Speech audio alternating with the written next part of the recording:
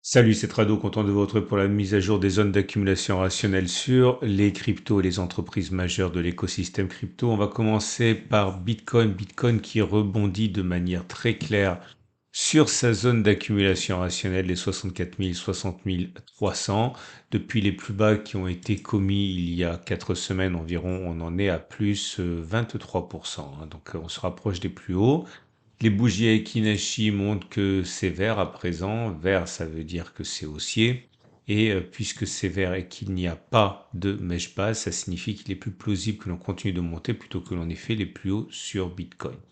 On est toujours en phase 3 de Weinstein. Je considère que depuis qu'on a perdu, regardez, on a pris depuis les plus hauts, on a perdu 20%, même plus. Quand on perd 23%, on ne peut plus dire qu'on est en phase 2.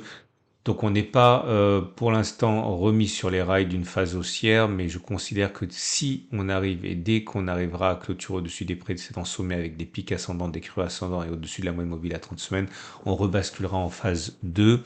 Pour l'instant, je le répète, on est en phase 3. Et c'est pareil pour Ethereum. L'Ethereum qui a été porté littéralement, hein, par l'apparition, enfin l'approbation des ETF Ethereum, hein, comme ce qui s'est passé pour Bitcoin. Regardez la belle bougie de la semaine. On a progressé de 23%. On a là aussi rebondi de fort belle manière sur la zone d'accumulation un seul, les 30, 40, 28, 70. Et là aussi, on est en phase 3. On n'est pas en phase 2. On sera en phase 2 si on arrive à clôturer au-dessus des précédents sommets. Et je le répète, hein, prochaine zone d'accumulation rationnelle, un retour éventuel sur les 30, 40, 28, 70. Si vous voulez passer à l'action, si vous voulez acheter Bitcoin et Ethereum dans les conditions optimales de simplicité et de sécurité, je vous rappelle que mon partenaire c'est Cryptcool. Cryptcool qui permet la garde froide, c'est-à-dire en garder hors de la connexion Internet qui sert, hein, aux pirates, hein, pour vous siphonner vos cryptos. Donc c'est la même technologie qui est appliquée à l'or depuis 15 ans par Okov qui l'applique maintenant au Bitcoin et à l'Ethereum. N'hésitez pas à découvrir le service. Pour une fois, c'est simple et pour une fois, c'est sûr. Enfin, les deux ensemble, c'est rare. Vous avez un lien en dessous de la vidéo pour découvrir mon partenaire et les services qu'il vous propose. On passe à Binance Coin. Binance Coin qui également rebondit de manière significative, hein, depuis qu'on a touché la zone d'accumulation rationnelle. Alors, on n'est pas revenu, hein, cette semaine en zone d'accumulation rationnelle. Depuis les plus bas qui ont été commis il y a 5 semaines, on en est à plus 15-20%, voilà, environ.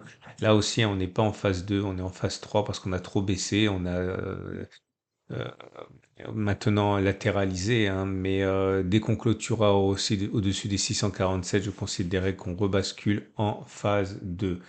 Ripple est en zone d'accumulation rationnelle par contre à 0,562, 0,463, là aussi en phase de plafonnement.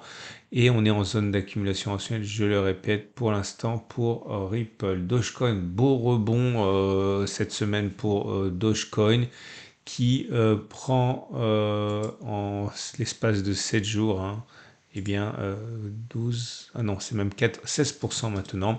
Malheureusement, on n'est plus en zone d'accumulation rationnelle, on l'a été toutes les semaines depuis 2 mois, là on en est sorti. Prochaine zone d'accumulation rationnelle, vous l'aurez compris, un retour sur les 0,158, 0,117. Avalanche, même configuration, hein. On a rebondi sur la zone d'accumulation rationnelle, les 37-27. Par contre, on est toujours en zone d'accumulation rationnelle, plus ou moins. On est en phase 3 également. Cardano. Cardano est en phase 3 également, mais menacé par le fait que l'on végète sous la moyenne mobile à 30 semaines. Il faudrait pas la retourner parce que dans ce cas, ce serait même une phase 4, hein, mais pour l'instant, on est en zone d'accumulation rationnelle et en phase 3 pour Cardano. Polygon est en phase 3, phase de plafonnement. Là aussi, attention, hein, la moyenne mobile à 30 semaines commence à planir, à aplatir sa pente. C'est pas bon. Il faudrait pas que ça devienne baissier, sinon on sera en phase 4. Mais pour l'instant, on a le droit d'espérer d'être toujours en phase 3 et éventuellement à terme repasser en phase 2 si on arrive à clôturer au-dessus des 1,30 pour Polygon, Matic, Polkadot. Polkadot en phase 3 également. On préserve in extremis la moyenne mobile à 30 semaines. On est dans la zone d'accumulation rationnelle des 7,36 à peu de choses près. Solana se réveille. Solana a fait une belle semaine. Non, je raconte des bêtises, je confonds avec AV, pardon. Et Solana a fait une semaine très médiocre en abandonnant 2,4%. C'est la semaine dernière qu'il avait fait une bonne séance, une bonne semaine. On est en phase 3, mais on n'est plus en zone d'accumulation rationnelle. Elrond. Elrond est en phase 3, là aussi avec une situation un petit peu périlleuse, hein, puisqu'on est vraiment bien en dessous de la moyenne mobile à 30 semaines qui se retourne, qui s'aplatit rapidement et qui risque de se retourner. Attention Elrond, on est en zone d'accumulation rationnelle à peu de choses près à 33,5, 38,5. AV, je disais, qui a fait une très belle semaine et qui prend 20, pas loin de 23%, 22%. On repasse au-dessus de la moyenne mobile à 30 semaines, on est en phase 3 et on n'est plus en zone d'accumulation rationnelle. Par contre, pour AV, Chainlink, Chainlink est dans une situation de fort rebond sur la zone d'accumulation rationnelle des 13, 5, 12, 5. C'est très encourageant pour la suite. On n'est pas en phase 2, malheureusement. Il faudrait clôturer au-dessus des 23 pour l'être. Mais encore une fois, c'est très encourageant et on n'est plus en zone d'accumulation rationnelle pour Chainlink. Cosmos, malheureusement, c'est la pire des configurations puisqu'on n'a même pas réussi à déclencher la phase 3.